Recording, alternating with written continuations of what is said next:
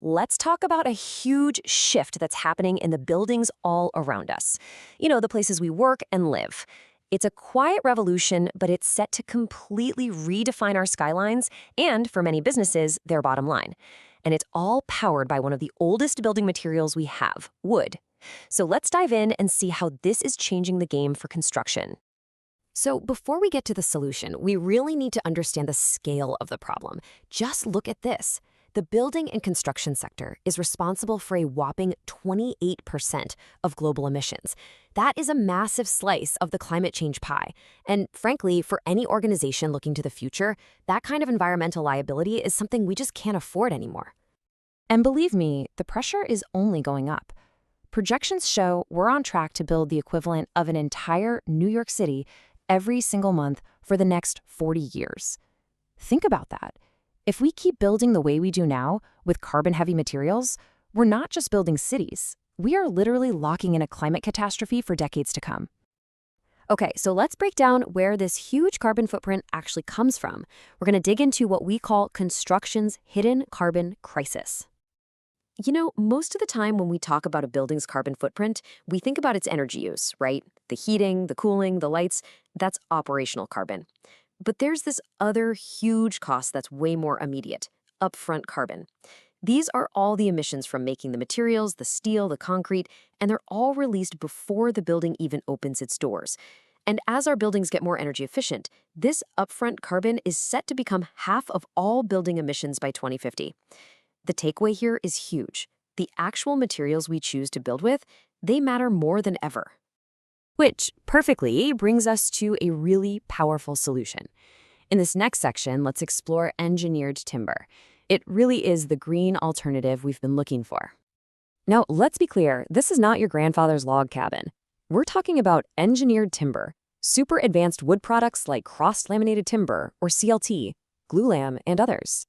Basically, by binding layers of wood together in smart ways, engineers create these materials that are just as strong and just as reliable as steel and concrete, but with a tiny fraction of the carbon footprint.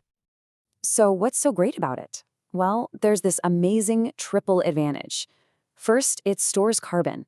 A timber building is literally a carbon storage unit, pulling CO2 out of the atmosphere and locking it away. Second, like we just said, it's incredibly strong. And third, and this is a big one for the circular economy, it's reusable. A lot of these timber buildings can be taken apart and their parts used again, which just slashes the amount of waste. And the impact of all this? It's massive. Research shows that just by swapping out concrete and steel for mass timber, you can cut a building's embodied carbon, that upfront carbon we talked about, by up to 50%. I mean, for an average office building, that's like taking hundreds of cars off the road for a year. It is an absolute game changer for hitting those critical sustainability targets. Now, this isn't just some cool idea on paper. This is a real global movement, and it's picking up speed every single day. Let's take a look at this global timber revolution. And while it feels brand new, the idea has actually been around for a while. Cross-laminated timber, or CLT, was patented in the US way back in 1923. But it was really modern research in the 90s over in Austria that unlocked its true potential.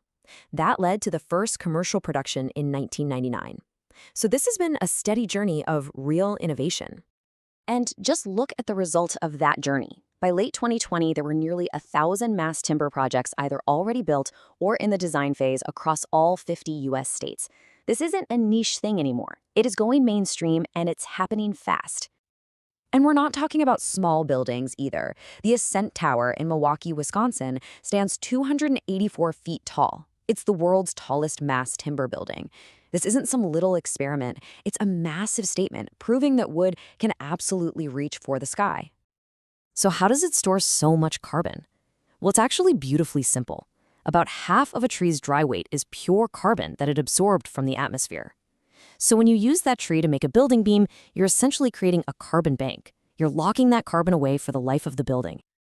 And beyond all the amazing environmental benefits, there is a really powerful business case here. People just love being in these buildings. Studies are showing that employees in timber offices are more productive, they take fewer sick days, and they're more loyal to their companies. For any organization, that is a huge return on investment right there. Okay, so we've seen the global revolution, and we've seen the clear benefits for both the planet and for people. So, what does this mean for organizations right here in Vietnam? Well, the opportunity is absolutely immense. For our final section, let's explore Vietnam's timber future. There's a really clear 4-point strategy for how to make this happen, and it's not about replacing everything overnight. It's about smart integration. First, using hybrid systems that blend timber with steel and concrete. Second, pushing the boundaries in building mid-rise structures. Third, revitalizing our cities with lightweight additions. And fourth, and this one's so important, using timber to build affordable, climate-resilient homes for our communities. Now, for any organization watching, pay close attention to this. Adopting timber isn't just about sustainability. It's a brilliant strategic move. It makes you stand out, which helps attract foreign investment. It opens up new revenue streams, like turning wood waste into high-value products. And crucially, by using local, fast-growing trees, it strengthens your supply chain and can lead to a much faster return on your investment. And you're not going it alone on this. This is a national priority. The Vietnamese government has set a really ambitious target to build a $6 billion domestic market for timber products by 2030. The political will is there, and the economic opportunity is sitting right in front of us. So, we end with this question. The technology is here, the global momentum is undeniable, and the local opportunity in Vietnam is massive. The stage is completely set for transformation in how we build our future. The only question left is, whose organization is going to be the one to lead the charge?